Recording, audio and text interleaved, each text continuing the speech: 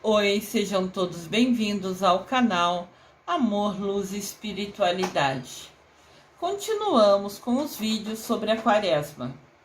Hoje eu trago para vocês, falando sobre o Sermão das Sete Palavras. O Sermão das Sete Palavras é um dos eventos, é o evento mais triste da igreja, da história. E eu vou tentar ser digna de transmitir toda a informação, apesar de toda a tristeza que me traz, né? É um momento muito triste, como eu falei. E eu, sendo sensitiva, eu sofro a cada coisa que leio aqui, né? Quem me acompanha no canal sabe que os meus vídeos sempre são alegres, sempre são animados, sempre são para trazer coisa boa. Mas o Sermão das Sete Palavras é algo triste, mas de fato aconteceu. É essencial na história de Jesus Cristo. E ao decidir aceitar a missão de fazer os vídeos da Quaresma, compartilhando o meu conhecimento com vocês, eu também assumi a responsabilidade de ser justa e falar também desse momento com vocês. Sermão das Sete Palavras. As últimas frases de Jesus Cristo. O Sermão das Sete Palavras narra as horas de agonia e sofrimento de Jesus Cristo entre a sua crucificação e a entrega do seu espírito, entre ele ser pregado na cruz na sexta-feira da Paixão, ao meio-dia, e tudo que ele sofreu de pendurado na cruz até morrer às 15 horas da tarde. Então, lembrando, tem vídeo aqui no canal do que aconteceu na Quinta-feira Santa, que houve o lava-pés, que houve a última ceia. Jesus foi preso pelos soldados romanos na quinta-feira, 11 horas da noite mais ou menos, passou a noite preso, foi julgado por Pilatos na sexta-feira da Paixão de manhã, depois teve o caminho dele carregando a cruz, até o monte onde ele seria crucificado, que foi o vídeo da Via Sacra. Entendam que os vídeos aqui é como se fosse uma novela, são os capítulos ocorrendo. Tem o vídeo da última ceia, do lava-pés primeiro, da última ceia, daí no final dela mostra Jesus sendo preso, depois fala de Pôncio Pilatos julgando ele, depois tem a Via Sacra, que ele caminha carregando a cruz dele, que é o vídeo Via Sacra, que já está aqui disponível no canal. E depois começa esse vídeo, que é o Sermão das Sete Palavras, representando o período que Jesus ficou preso na cruz, sofrendo em dor e em agonia, do meio-dia até as 15 horas da tarde, na sexta-feira da Paixão. Lembrando de vocês, curtam o vídeo, cliquem no dedinho, no polegar para cima, se inscrevam no canal, cliquem no sininho, compartilhem esses vídeos com todos os seus amigos, conhecidos, indiferente se é Quaresma ou se já acabou a Quaresma, são mensagens, são ensinamentos de Jesus Cristo para a nossa vida. Então aqui a gente vai falar das 3 horas que Jesus ficou preso, sofrendo na cruz. Aqui tem a imagem, Jesus Cristo foi pregado no meio e tinha 2 ladrões pregados, um à direita e um à esquerda dele. E o povo e os soldados ficavam ali embaixo. Vamos relembrar aqui, apesar que eu fiz um resumo antes. Aqui no canal tem um vídeo chamado Sexta-feira da Paixão, onde eu fiz um resuminho do que aconteceu nesse dia. Sexta-feira da Paixão, Quinta-feira Santa, Sexta-feira da Paixão, Sábado de Aleluia e Domingo de Ressurreição são vídeos resumos. E depois tem um vídeo como se fosse com mais detalhes de cada um dos eventos importantes desses dias da Semana Santa, do final da Semana Santa, Também fiz um vídeo, falava, no resumo da Sexta-feira da Paixão, que esse dia é o único dia do ano que não tem consagração, não transforma o pão em corpo de Cristo nesse único dia da igreja, no dia que Jesus morreu. Ao longo desse vídeo eu vou colocando imagens de Jesus pensativo. Eu não gosto muito de imagens tristes, mas o importante aqui é a gente pensar em Jesus, né? Se conectar a Ele. Também aqui no canal tem um vídeo chamado Via Sacra, né? Que significa caminho de Jesus, que foi o que aconteceu na sexta-feira da Paixão de manhã. Esse vídeo da Via Sacra mostra as 14 estações, os 14 eventos importantes que Jesus passou nesse caminho até ser crucificado ao meio-dia, na sexta-feira da Paixão. Aqui mostra, né, como se fosse um resumo. Jesus crucificado, a mãe dele, Maria, do lado esquerdo, do lado direito, Maria Madalena, que esteve ao lado de Jesus a cada passo desse evento. Depois que ela se converteu, né, que ela lavou os pés dele com lágrimas, banhou com perfume e enxugou com os cabelos dela. Tem vídeo aqui no canal falando sobre isso também. E aqui até tem a Verônica, né, aqui no cantinho, que foi a mulher que foi corajosa, né, furou o cerco dos romanos, né, dos guardas que protegiam Jesus carregando sua cruz. E como foi mostrado na Via Sacra, na sexta estação, ela só pensou em enxugar o rosto dele, porque estava repleto de suor e sangue ardendo ao chegar nos olhos, e ela foi enxugar isso para ele continuar a ver melhor, né? Tem a imagem dela, o desenho dela no canto inferior esquerdo, nessa imagem aqui mostrada.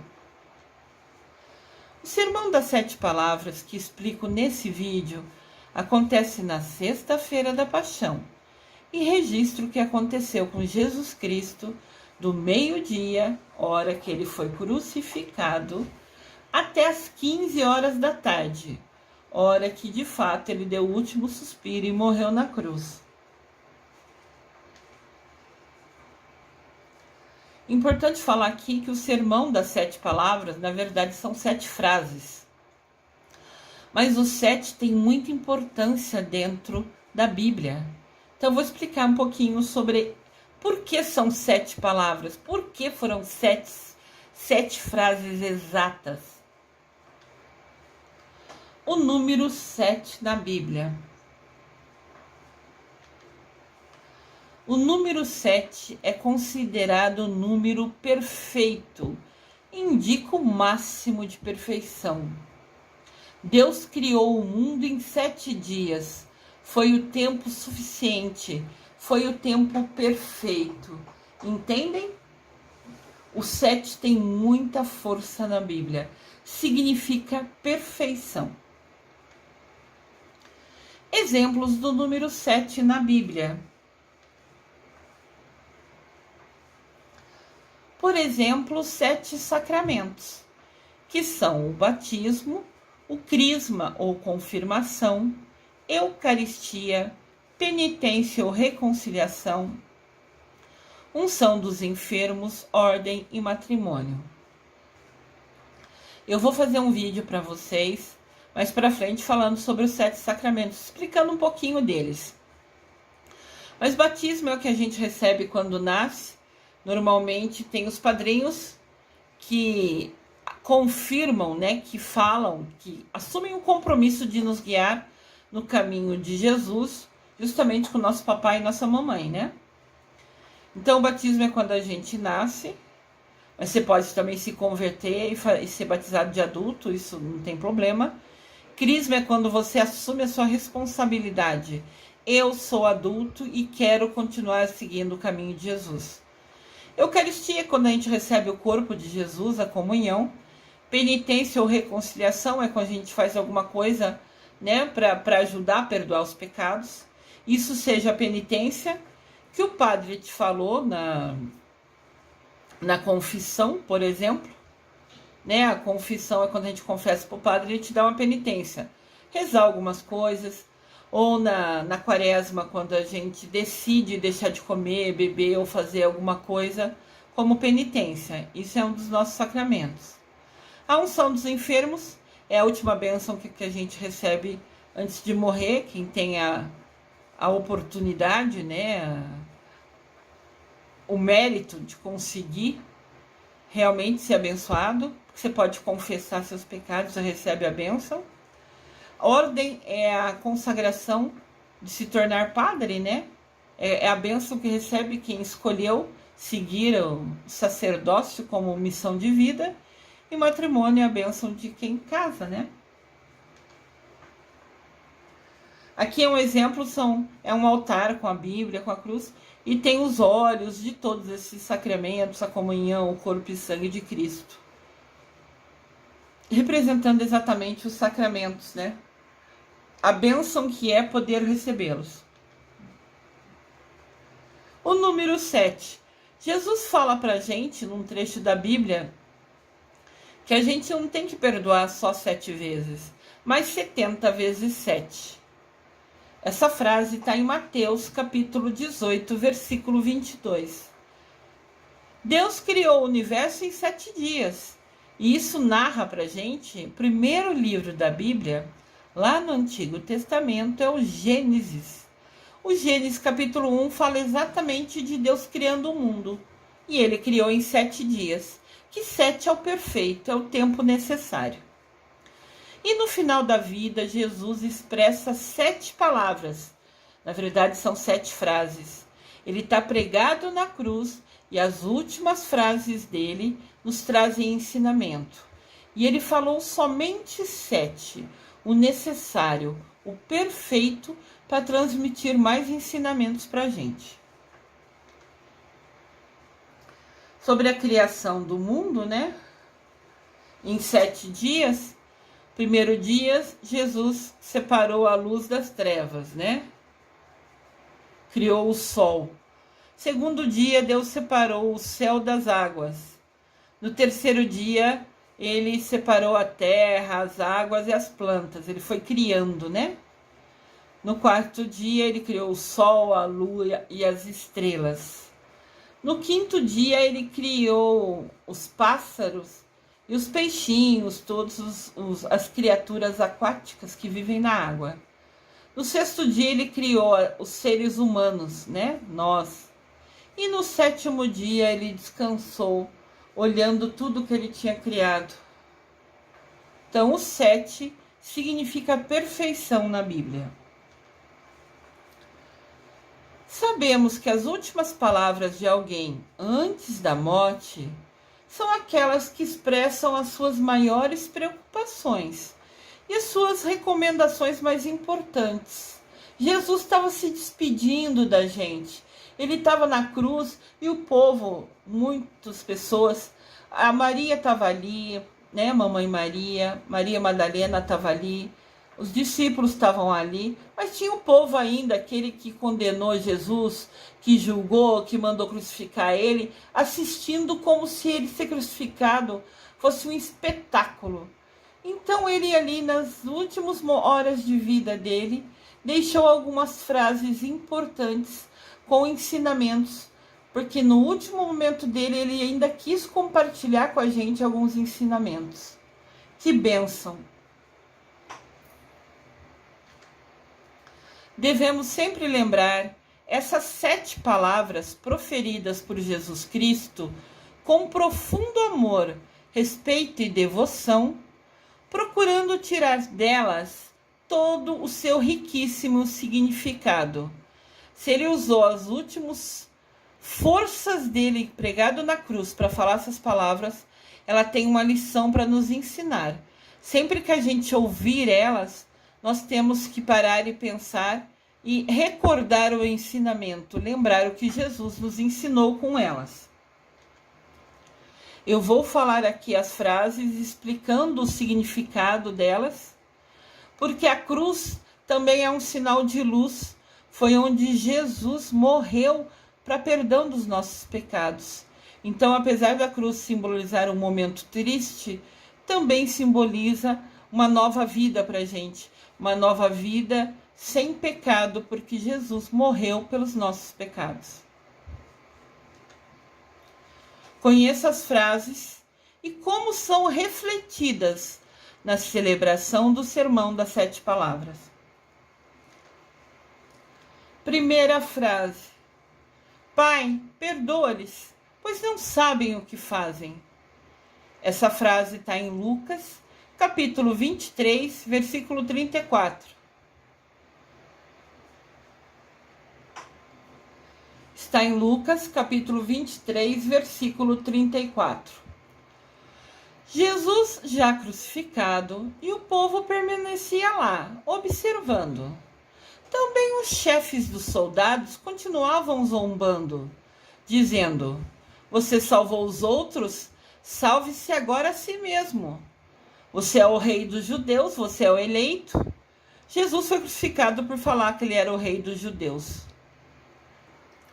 Mas era só uma das desculpas que os sacerdotes usaram justamente para calar Jesus, né? A verdade, ao matar, queria calar o que ele estava ensinando o povo.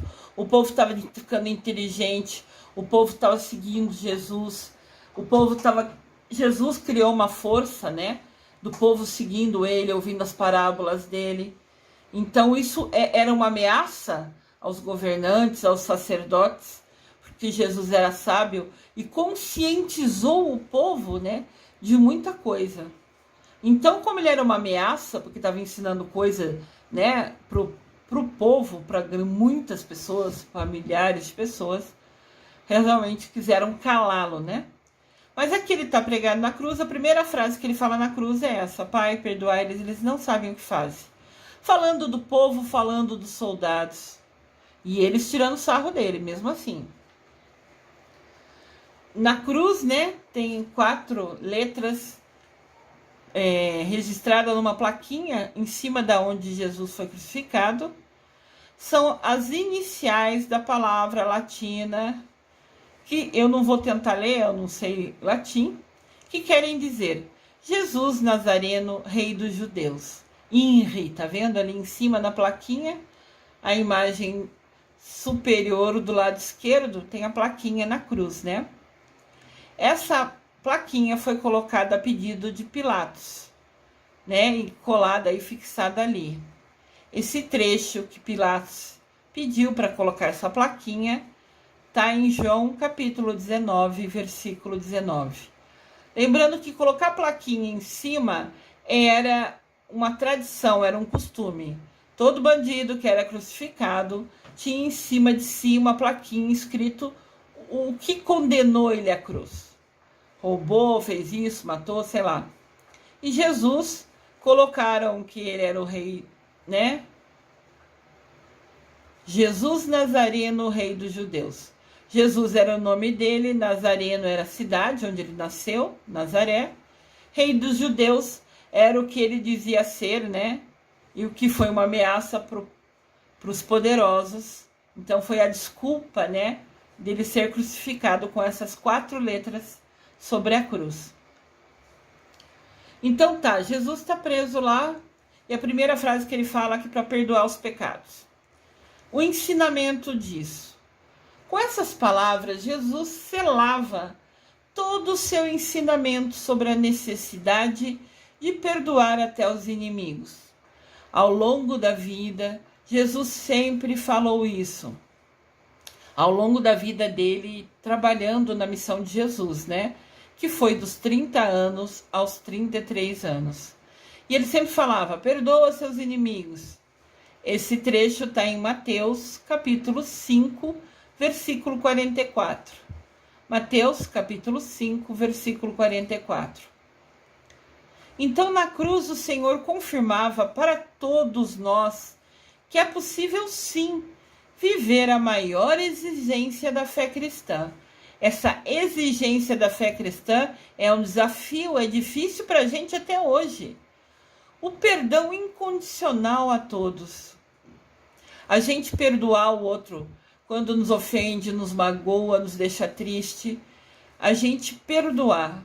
Tá aí um desafio, um aprendizado que vai a vida toda, penso eu. Cada dia a gente tem que relembrar desse aprendizado que é preciso ter. Na cruz, Jesus praticou o que ele nos diz na Bíblia. Fala assim na Bíblia: certa vez, Pedro perguntou a Jesus: Senhor, quantas vezes eu devo perdoar o meu irmão quando ele pecar contra mim? Quando ele magoar, me ofender? Até 7 vezes? Jesus respondeu: nunca te digo até 7 vezes, mas até 70 vezes 7. Ó, o número 7 se repetindo. Pedro pergunta: 7 vezes? Jesus fala: não, 70 vezes 7. Em todas as coisas importantes tem número muito a força do número 7, que é a perfeição. Se a gente conseguir perdoar 70 vezes 7, a gente está fazendo certo, correto. Como eu disse, realmente é um desafio, um aprendizado para todos nós. Esse trecho de Pedro perguntando sobre o perdoar está em Mateus, capítulo 18, versículo de 21 a 22.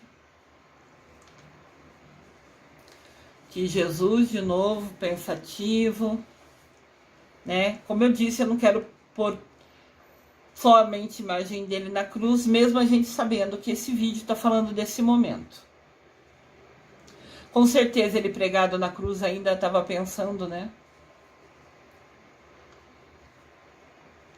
Segunda frase: em verdade te digo, hoje estarás comigo no paraíso. Esse trecho está em Lucas, capítulo 23, versículo 43. Um dos bandidos crucificados ao lado de Jesus ofendia ele, dizendo: ué, tu não és o Cristo? Salva-te a ti e a nós também. O outro bandido, porém, o repreendia, dizendo: nem tu, condenado ao mesmo suplício, temes a Deus? Então a gente fala, né, que tem o bandido bom e o bandido ruim, cada um crucificado de um lado de Jesus. O bandido ruim fala: você não é Cristo? Salva você e nós mesmos. E o outro, que é um bandido bom, fala: mas você está pregado na cruz e ainda está falando besteira? Nem nesse momento você está temendo a Deus? E continua falando o bandido bom: para nós é justo sermos crucificados. Nós recebemos o castigo merecido pelo que fizemos, mas ele não praticou mal nenhum. E é interessante que vocês podem ver, né? O bandido bom já tinha ouvido falar de Jesus, como todo mundo tinha, mas ele não acompanhou as obras de Jesus. Senão, não teria continuado bandido, né? Teria se convertido. Ele sabia da existência de Jesus, mas no coração dele, quando viu Jesus ser crucificado ali no meio entre eles, na hora ele sentiu no coração dele que Jesus não tinha praticado nenhum mal. Ele teve uma visão, ele teve uma intuição, ele teve uma sensitividade para entender. Ele foi crucificado injustamente, ele não fez mal nenhum. E o bandido bom, ao falar isso, tinha certeza no seu coração do que ele falava. Então foi uma revelação.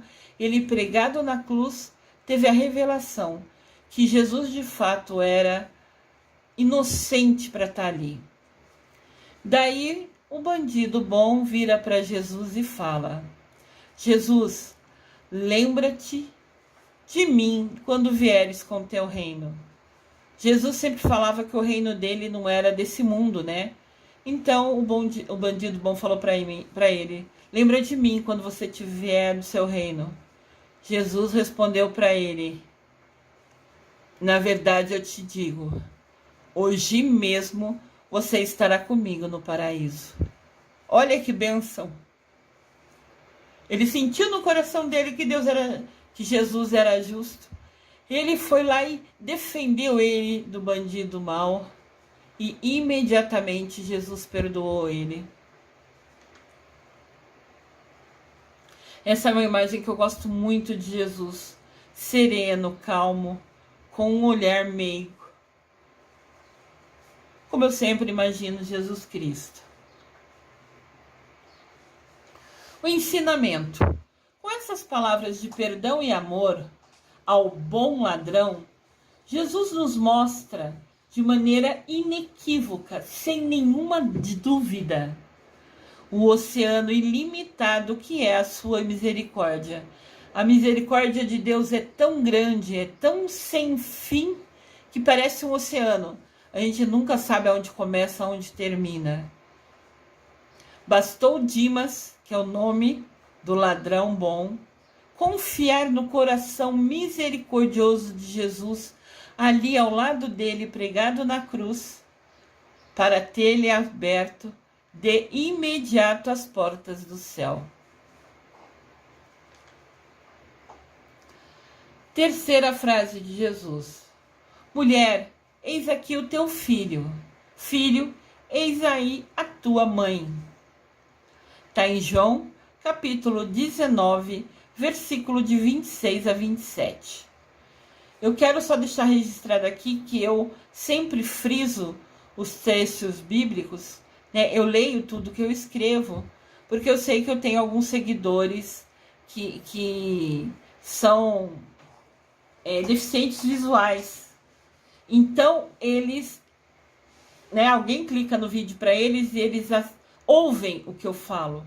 Por isso que eu conto detalhes, por isso que eu narro o que eu posso e leio sempre tudo que está nas telas, né? Principalmente os trechos bíblicos, para que quem assiste o vídeo, ou melhor, ouve o vídeo, por ter uma dificuldade, uma deficiência visual, ainda assim ouvir, entender e receber a mensagem que, se Deus permitir, será levada através dos meus vídeos, com o que eu compartilho aqui de conhecimento.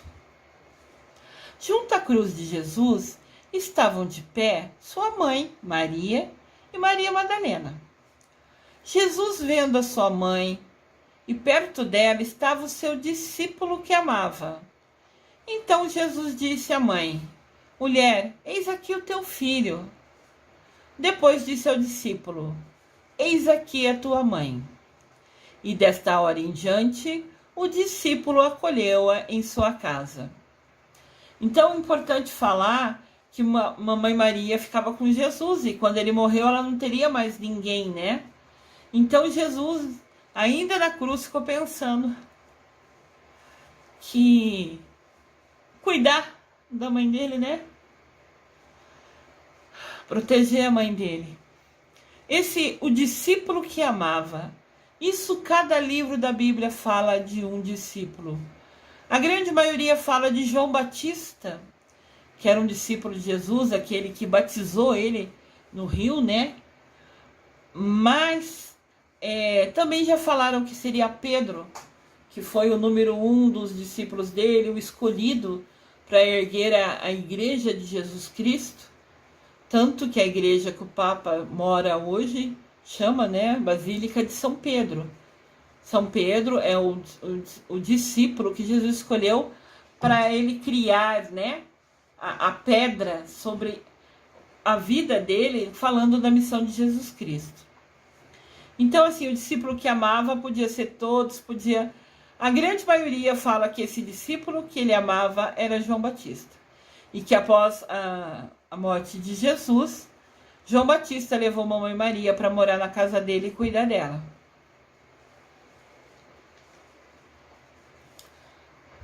Sempre mostra as imagens Mamãe Maria cuidando de Jesus. Claro que dentro do que ela poderia fazer, né?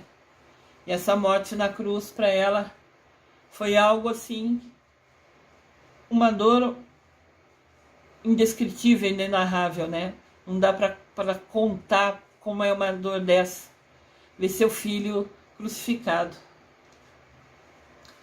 Ensinamento dessa frase: Jesus nos ama tanto que quis compartilhar conosco o que ele tinha de mais precioso nessa vida, a sua mamãe querida. E como Jesus confiava nela, sempre na parábola, né, do vinho, lá na festa de casamento, mamãe Maria chegou para Jesus e falou: ó, acabou o vinho da festa, resolve aí a situação. Ele falou assim: mas não chegou a minha hora, não está na hora de eu fazer os milagres. Ela só olhou para ele e saiu. E Jesus transformou água em vinho. Então, ela e ele tinham uma sintonia, uma sinergia muito grande, né? E ele respeitava e confiava demais na mamãe Maria, naquela mulher que foi escolhida por Deus para guiar Jesus, né? Até que ele pudesse assumir a sua missão sozinho. Então, todos aqueles que se esquecem da mamãe Maria, ou pior, que rejeitam a mamãe Maria, também esquecem e rejeitam a Jesus Cristo, pois se negam a receber das suas mãos, na hora da sua morte, um dos presentes para nós. Jesus compartilhou a mãe dele para ser mãe de todos nós. Mesmo pregado na cruz, ainda assim, ele compartilhou o que ele tinha de mais valioso, a mãe dele, para ser mãe de todos nós. Olha que bênção! E que imensa bondade de quem está em agonia e com dor pregado numa cruz. A nossa bem-amada Mamãe Maria. Maravilhosa Mamãe Maria. Quarta palavra falada, né, expressada por Jesus. O soldado, essa palavra, tem sede. Está em João capítulo 19, versículo 28. João capítulo 19, versículo 28. Os soldados, igualmente, o povo, fazia insultos a Jesus. O povo insultava Jesus, os soldados insultavam Jesus, tiravam sarro dele. Então disse Jesus: eu estou com sede, eu tenho sede. Daí, havia ali perto um vaso cheio de vinagre e os soldados embeberam, né? Quer dizer, molharam uma esponja nesse vinagre e, colocando ele numa lança, chegaram à boca de Jesus, dando-lhe de beber. Jesus falou que está com sede e molharam uma esponja no vinagre, puseram na ponta da lança e levaram, né, a esponja até a boca de Jesus, que estava alto, pregado na cruz, para ele beber de vinagre. Vinagre é um produto ácido, ou seja, só ia dar mais sede para Jesus. Foi maldade deles. O ensinamento dessa frase tenho sede.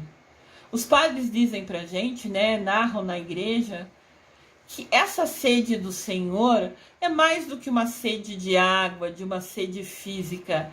É sede de almas a serem salvas, com o seu próprio sacrifício que se consumava naquela hora. Esta sede de Jesus continua até hoje, mais forte do que nunca, guiando a quem lhe permite ser salvo. Então a sede de Jesus era de salvar o povo, de salvar as almas pecadoras, de salvar a nós. Nosso amado Jesus Cristo. Quinta frase. Meu Deus, por que me abandonaste?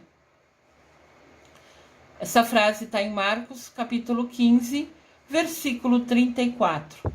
Marcos, capítulo 15, versículo 34. Alguns ali presentes, ouvindo, disseram: ele está chamando por Elias. No Antigo Testamento, Elias era um profeta muito respeitado, muito amado. Então, os ensinamentos dele foi divulgado ao longo, né, dos povos. Então, quando Jesus falou, meu Deus, por que me abandonaste? Entenderam, né, pensaram que ele estava falando de Elias.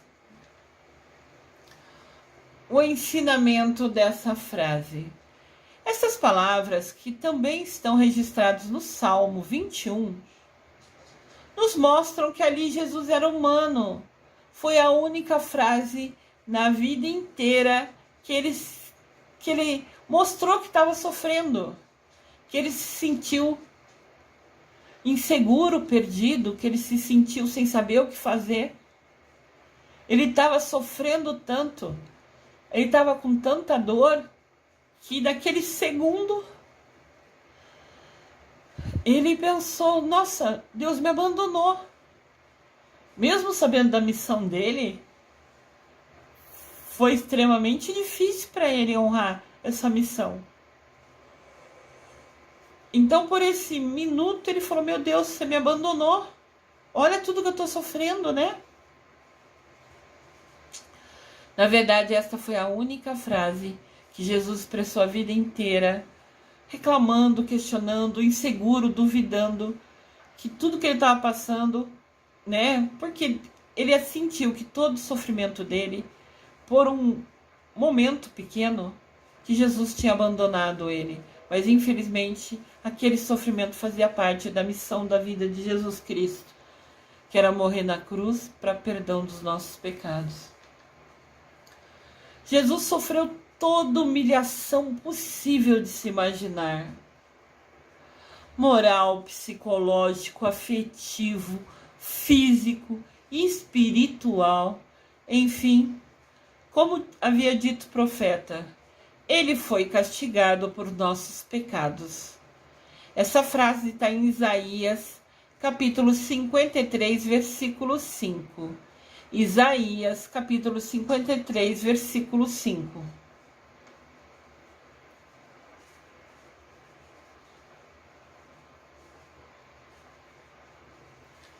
Sexta frase. Tudo está consumado. Essa frase aparece em João, capítulo 19, versículo 30. João, capítulo 19, versículo 30. Havendo Jesus tomado o vinagre, ele disse: agora tudo está consumado. Fazia até parte da missão dele, sabe, ter o vinagre na esponja colocado na boca dele. Olha que missão horrível, difícil. Senhor Deus. Nos diz São João: Jesus, sabendo que tudo estava consumado, que precisava ele falar que estava com sede, que precisava que fosse colocado na boca dele esse vinagre, ensinamento.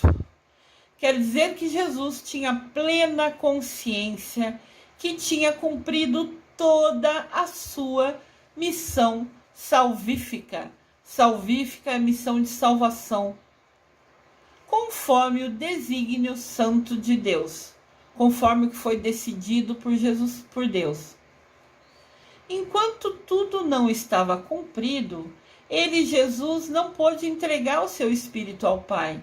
Ele só podia morrer, levar a sua alma para o céu, quando ele cumprisse cada etapa da sua missão.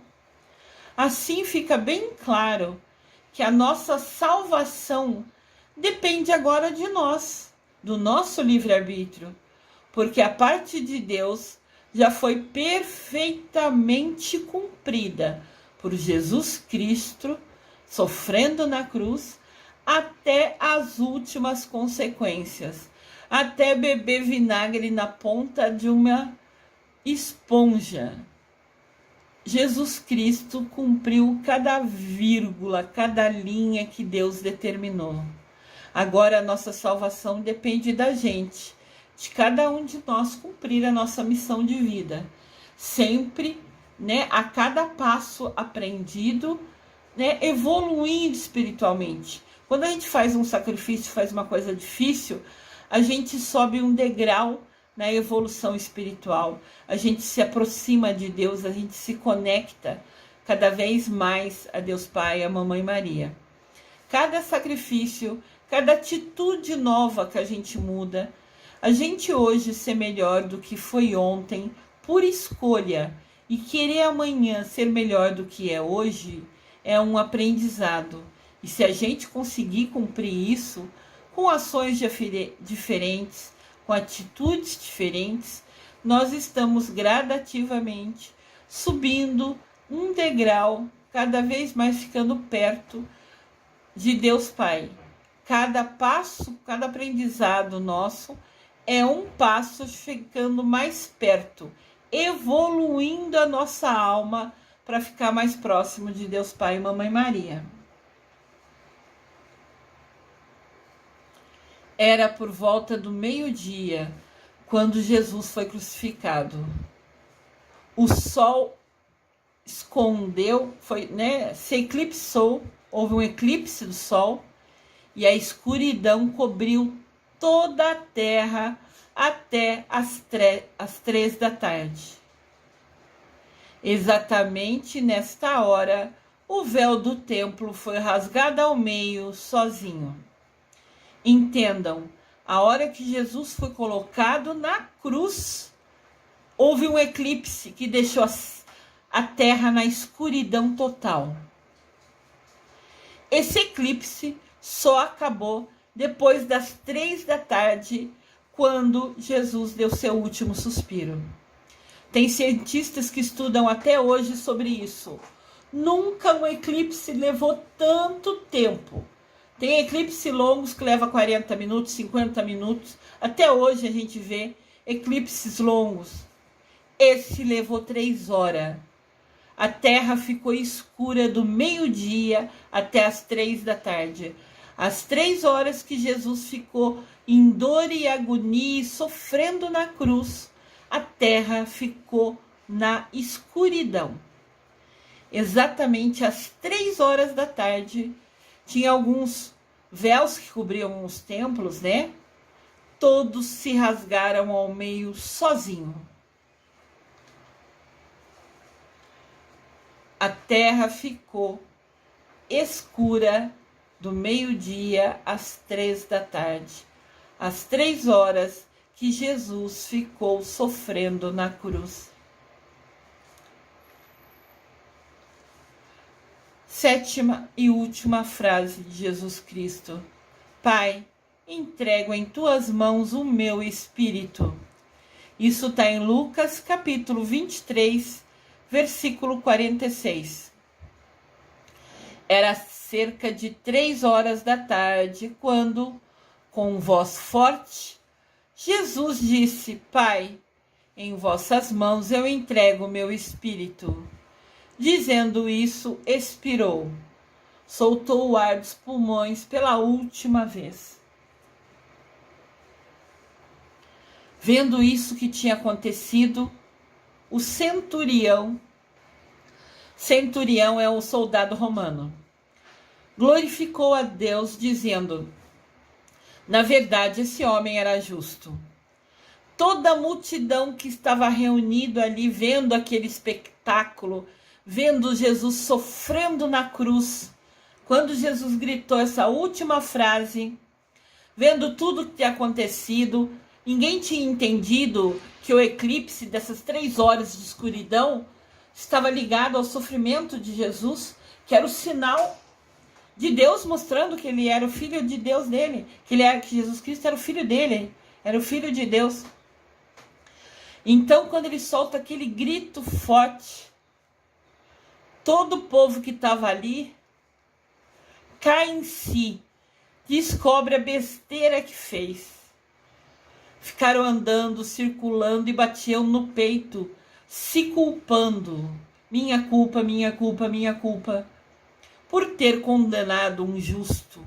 Ali os olhos dele foram abertos pela injustiça que haviam cometido.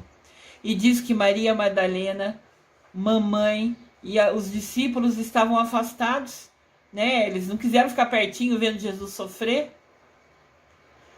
Nesse momento eles se afastaram um pouco e acabaram que vendo diante deles os olhos de todas as pessoas, o povo que estava ali, enxergando que Jesus Cristo era o Filho de Deus. E viu todo mundo se agonizando, todo mundo desesperado, todo mundo se culpando pela besteira que fizeram, condenando um justo. Ensinamento. Jesus Cristo, com essa frase, Mostra pra gente que ele confiava plenamente no Pai, confiava plenamente em Deus. E ele, ao vir à Terra, ao se tornar humano, Jesus Cristo nos tornou também filho de Deus. Todos nós somos filhos de Deus, porque Jesus compartilhou com a gente, nos chamando de irmão, sendo nosso irmão, né? A entrega do seu Espírito e a volta para pertinho daquele que ele tanto amava. Jesus passou por tudo que estava escrito, por cada detalhe que estava assim determinado na sua missão. Jesus Cristo cumpriu sua missão 100%, não se negou a fazer nenhuma vírgula do que estava determinado. E agora, com essa entrega do seu Espírito, ele poderia voltar para ficar perto de Deus, lá aonde ele amava, Deus que ele ama, que ele amava tanto. Jesus Cristo, maravilhoso, iluminado, nosso Jesus Cristo, é o seu destino, o coração do Pai, e é o nosso destino também. O destino de Jesus Cristo era voltar ao coração de Deus. E esse também é o nosso destino. Aquelas pessoas, né, aqueles que utilizam o seu livre-arbítrio todo santo dia para escolher ter ações e orações que se conectam, né, e confiando que merecerá voltar ao Pai. Jesus fez por merecer, né, e está sentado à direita de Deus Pai. Nós também temos como destino estar sentados à direita de Deus Pai, estar sentado pertinho de Deus Pai. Nós vamos ser merecedores, como Jesus Cristo foi? Nós vamos utilizar o nosso tempo aqui na Terra, esquecendo TV, celular, esquecendo comida boa, bebida, para em algum momento do nosso dia estarmos pertinho de Jesus, rezando, mudando nossas ações? Nós podemos comer, beber, festejar, tudo isso nos é permitido, mas sabendo dosar, né? Ter limite entre aproveitar essas coisas e também assumir a sua responsabilidade de ser uma pessoa melhor, de aprender os ensinamentos de Jesus e praticar, para assim nos tornarmos merecedores de estar ao lado do Pai. Essas são as últimas palavras de Jesus no Calvário antes da sua morte. Palavras, entendam frases, né? A primeira, Pai, perdoa-lhes, pois não sabem o que fazem. Jesus falou isso sobre o povo, né, e os soldados. Em verdade te digo, hoje estarás comigo no paraíso. Ele falou para o bandido bom ao lado dele. Mulher, eis o teu filho, filho, eis a tua mãe. Jesus, colocando Mamãe Maria, doando Mamãe Maria a todos nós, né? Ela é nossa mamãe, nós somos agora filho delas também, porque Jesus nos permitiu isso. Tenho sede, ele falando para se cumprir a esponja com vinagre. Meu Deus, por que me abandonaste? O único momento que ele ficou inseguro, falando, eu estou sofrendo tanto, Deus me abandonou? Foi aí alguns minutos de insegurança, ele estava no corpo humano. Ele foi incrivelmente poderoso. Só nesse momento ele ficou inseguro. Claro que ele era abençoado, né? Tudo está consumado. Quando ele bebe, né? O vinagre também, que era a última gota que faltava da missão dele. Pai, em tuas mãos entrego o meu espírito. Quando ele descansa, suspira e pode ir para os braços de Deus Pai, que o acolhe com muito amor e carinho. O profeta Isaías mostra-nos que Jesus Cristo foi para a cruz como um cordeiro que se conduz ao matador. Ele não abriu a boca para reclamar de nada. Esse trecho está em Isaías, capítulo 53, versículo 7. Jesus passou por tudo isso sem abrir a boca. Ele carregou a cruz o caminho inteiro sem abrir a boca. Mas ele usou as últimas horas da vida dele para deixar as últimas palavras dele, os últimos ensinamentos dele para nós, já pregado na cruz. Cruz sempre vai mostrar que Jesus morreu nela para salvar os nossos pecados, para a gente ter consciência e mudar as nossas ações, as nossas atitudes. Isso é mais importante. E nós reclamamos, questionamos, remungamos sobre coisas ínfimas, coisas pequenininhas. E Jesus, pregado na cruz, não abriu a boca. Às vezes a gente topa o dedão sem querer na quina do móvel e aquela dor chata faz a gente gritar, xingar, reclamar de trombar o dedo na parede.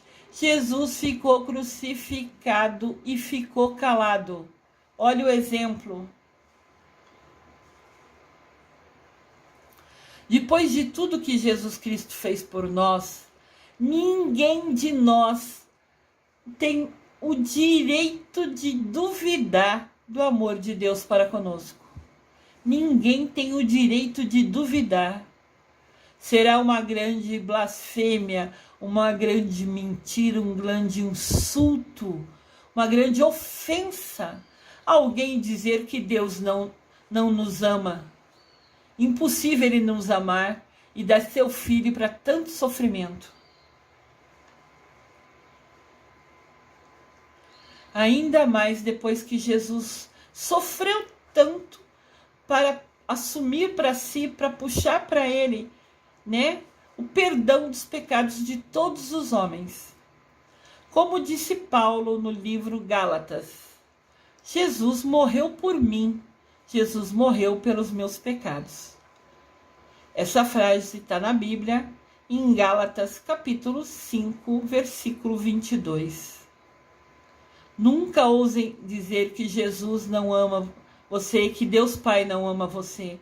Não importa qual é o seu desafio, todos temos desafios, temos coisas difíceis. Cada desafio é um novo aprendizado. Quando a gente vive uma situação e se a gente não aprender o que precisa naquela situação, aquela situação vai se repetir inúmeras vezes. O ciclo vai se repetir, até que você aprenda aquela lição. Então nunca ousem falar que Deus Pai não ama vocês, que Jesus Cristo não ama vocês, de tanto demonstração de amor que eles têm para conosco. Jesus Cristo, após todo esse sofrimento, evoluiu espiritualmente. Se a gente a cada passo, né, chega mais pertinho de Deus, fazendo coisa pequena, imagina Jesus morrendo na cruz para perdão dos pecados de todo mundo. Nisso, Jesus Cristo evoluiu 100%. Ele chegou o mais perto de Deus possível. E hoje Jesus Cristo é um mestre ascensionado. É um supremo ser de luz de imensa bondade. Ele conquistou, ele mereceu hoje estar no mais alto possível ao lado de Deus Pai, por ser totalmente, ele se dedicou, ele deu sua vida. Então essa evolução dele espiritual, esse ficar calado ao longo de tudo que ele passou, era um aprendizado, né? Era uma escolha dele. E ele foi evoluindo, e quando ele concluiu a missão dele com 100% de sucesso, ele se tornou um ser supremo de luz e imensa bondade ao lado de Deus Pai. Jesus Cristo hoje, maravilhoso.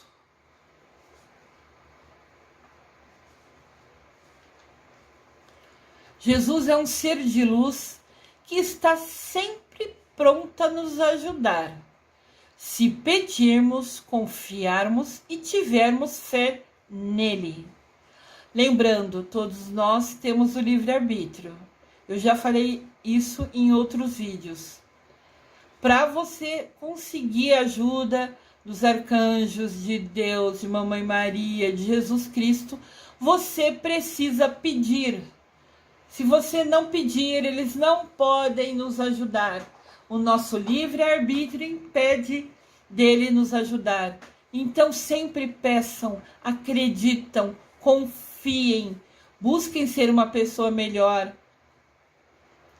entendam os aprendizados e, acima de tudo, tenham fé que vocês sempre serão atendidos.